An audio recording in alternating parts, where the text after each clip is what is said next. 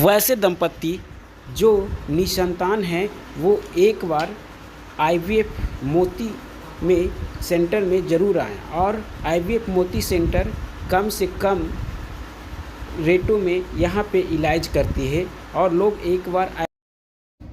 मेरा नाम डॉक्टर सुषमा कुमारी है। बिहार शरीफ मोती मेमोरियल हॉस्पिटल की मैं कंसल्टेंट गायनेकोलॉजिस्ट हूँ।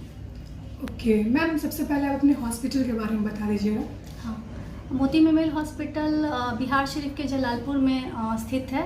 यहाँ पे सारे हॉस्पिटल्स फैसिलिटीज़ अवेलेबल है, जैसे आईसीयू, जैसे गायनी के सारे काम और स्पेशली आईवीएफ का भी यहाँ पे फैसिलिटी अवेलेबल है। ओके, अगर हम आईवीएफ के बारे में आपसे जानना चाहें, लाइक बिहार शरीफ में ऐसा है कि बहुत कम अवेयरनेस है, लोग अवेयर नहीं है इस चीज़ को लेकर, तो आप इसको लेकर थोड़ा एक्सप्लेन कर दीजिएगा। जी हाँ, आज से ठीक 4 साल पहले मैंने अपने आईवीएफ का यहाँ पे स्टार्टिंग किया था। जब मैंने आईवीएफ खोला तो सबसे पहला चैलेंज मेरे लिए यहाँ का अवेयरनेस ही था। मतलब पेशेंट्स को पता ही नहीं था कि टेस्ट ट्यूब बेबी होता क्या है। तो जब नए स्टार्ट करने के बाद सबसे पहले पेशेंट को एक्सप्लेन करना कि टेस्ट ट्यूब बेबी क्या है, ये एक तरह से समझिए कि निसंतानता के मामले में ये वरदान है। ऐसे कपल जिनको सालों से बच्चा नहीं हो रहा है, जिनकी गोद सूनी रह गई है, आईवीएफ एक ऐसी पद्धति है जो उनकी सूनी गोद को भर सकती है। और पिछले 4 सालों में तकरीबन मेरे ऑन रिकॉर्ड मेरे पास 500 बच्चों का सक्सेस रिपोर्ट है।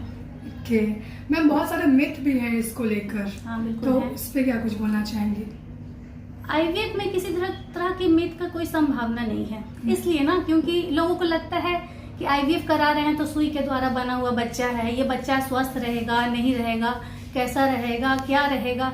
मिथ कभी कभी ये भी है कि पता नहीं मेरा बच्चा जो सुई के द्वारा हुआ तो वो आगे चल के कैसा रहेगा। तो इसमें कुछ भी नहीं है, एक बायोलॉजिकल प्रोसेस है। वैसा प्रोसेस जो शरीर के अंदर किया जा रहा था उसी को एक उन्नत लैब में शरीर के बाहर किया जा रहा है। इसी को हम लोग इन विट्रो फर्टिलाइजेशन बोलते हैं, आईवीएफ। इन विट्रो का मतलब ही होता है फर्टिलाइजेशन, जो कि लैब में यानी कि यूट्रस के बाहर किया जा रहा है। इसमें इस ढंग का कोई भी चीज नहीं है जो आपको ये लगे कि हम जो भी कर रहे हैं तो वो खराब होगा या जो बच्चा आईवीएफ के थ्रू होगा वो कमजोर होगा, ऐसा कोई भी बात नहीं है। कुछ मिथ इस रिगार्डिंग भी है कि आईवीएफ कराएंगे तो 9 महीना बेड रेस्ट में रहना होगा। बिल्कुल ही नहीं, बेड रेस्ट का कहीं कोई जगह है ही नहीं। बेड रेस्ट मतलब ये जनरल प्रेगनेंसी जैसे चलता है वैसे ही इसमें भी चलता है। क्या जनरल पेशेंट अपनी प्रेगनेंसी के दौरान भारी काम करती हैं? नहीं करती हैं, उनको भी मना किया जाता है और आईवीएफ के पेशेंट को भी मना किया जाता है। इसमें कोई ये नहीं कि बेड रेस्ट की जरूरत है, बिल्कुल ही जरूरत नहीं इनफैक्ट। और अगर हम बच्चे की बात करें तो वो भी बिल्कुल स्वस्थ होते हैं, बिल्कुल स्वस्थ होते हैं, अच्छे होते हैं। इनफैक्ट मुझे तो ऐसा एक्सपीरियंस होता है कि आईवीएफ के बच्चे ज्यादा इंटेलिजेंट होते हैं। अच्छा। कैसे? क्योंकि आईवीएफ के बच्चे का प्रॉपर केयर होता है। 9 महीने पेशेंट अब इतना खर्च करने के बाद और इतने मेहनत के बाद जब बच्चा ठहरता है तो पेशेंट अपने हिसाब से कोई कमी छोड़ती नहीं है। तो दवाई बहुत प्रॉपर चलता है और ये बच्चे ज्यादा इंटेलिजेंट और ज्यादा अच्छे होते हैं, ज्यादा स्वस्थ होते हैं इनफैक्ट। ओके, तो ये सारी बातें हैं जो लोग तक जानी चाहिए ताकि उनमें अवेयरनेस फैले। बिल्कुल। अपने हॉस्पिटल का लोकेशन बता दीजिएगा। हाँ, मेरा हॉस्पिटल मोती मेमोरियल हॉस्पिटल मोती आईवीएफ सेंटर है, जो कि जलालपुर में बिहार शरीफ नालंदा में स्थित है।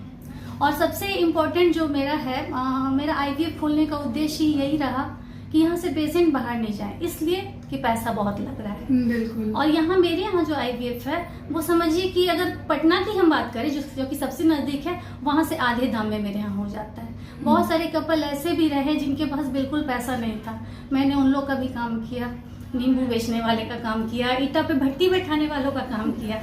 तो जब ये लोग आईवीएफ करा सकते हैं तो कोई भी हिम्मत कीजिए और आइए, सामने आइए।